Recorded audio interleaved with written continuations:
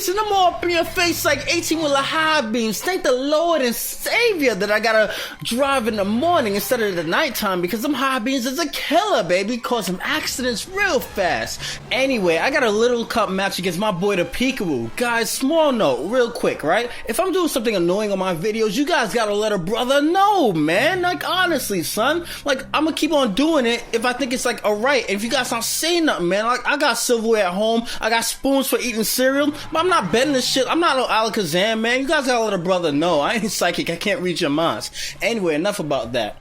I know I don't see my boy ThePikaWu trying to trap my Bronzor in place so that when he brings in the Drilbur, gets the +2, he can sweep the rest of my nah, son. It ain't going down like that, baby. I see what you try to do early, ASAP, but eventually he does end up trapping. I'm talking about this shit and he ends up trapping my Bronzor anyway. But it doesn't even matter, because instead of going for the vault switch and then afterwards coming back, trapping Bronzor again and then going for the hidden power of fire, he initially goes for hidden power of fire. It's not going to score a kill on the Bronzor. I retaliate back with the earthquake and I still have enough HP to, let's say, take on the Drilbur and then get off a trick room. So that's still in play. I do want to keep my Bronzor for later on. So I'm just going to switch in my Staryu and afterwards go for the hidden power of fire, because he still has a Pharaoh Seed. So I'm thinking like, alright, I know he's going to bring this thing in.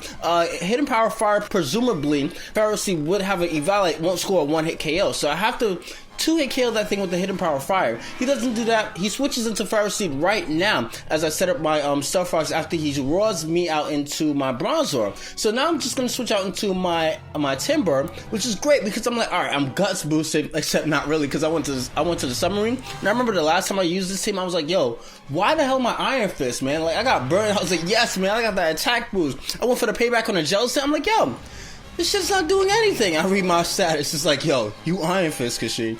But anyway, I set up a bulk up on the switch because I knew that Hippo was coming back in.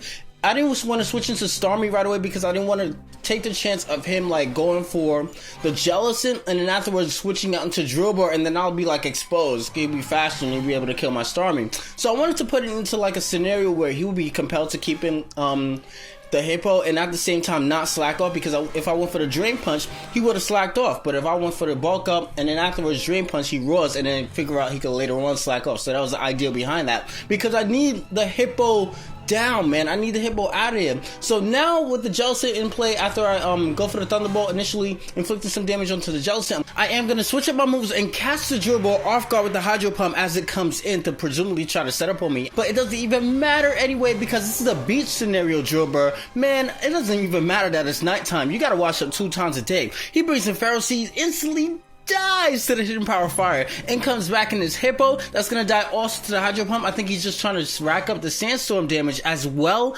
as the Life Orb damage that I have on play right now. I do want to switch out because I just want to set up the bulk ups just to prepare for the Volbeat switch him. So I'm just gonna do that, take advantage of the Frillis being asleep, but he ends up waking up first turn, goes to the Skull, doesn't do too much because I do have the Evaluate. I'm just gonna bulk up, and then afterwards, in preparation, just in case he happens to go for the Recover, I am just gonna go for the payback next turn. He says that, alright, I'm just gonna get a Sandstorm kill, nice 2 bulk ups, but I'm like, well, why would I go for a secondary bulk up just in case you do have the Recover? So that's what I was thinking, and he's like, okay, or not, I guess you got a payback kill. And then afterwards, in comes back in this Velobeam. This is the last Pokemon that he has. He's just gonna go for the Roost. So I was like, crap, that completely just like did not cross my mind at all. That's like Charizard having Flamethrower not crossing my mind. Anyway, the game plan as of now is to bring in the Fungus, have him Brave Bird the Fungus so he can rack up some damage with the Sandstorm and the recoil that he will receive from the Brave Bird, as well as my effects board. That was even predicted, but I just wanted some damage just to ensure that when Scraggy comes in with the high jump kick, it'll be able to kill. My friend gonna tell me she gonna have an interview today and dress up with a high heels with a short skirt. Oh my gosh, you ain't get no job like that. What you doing?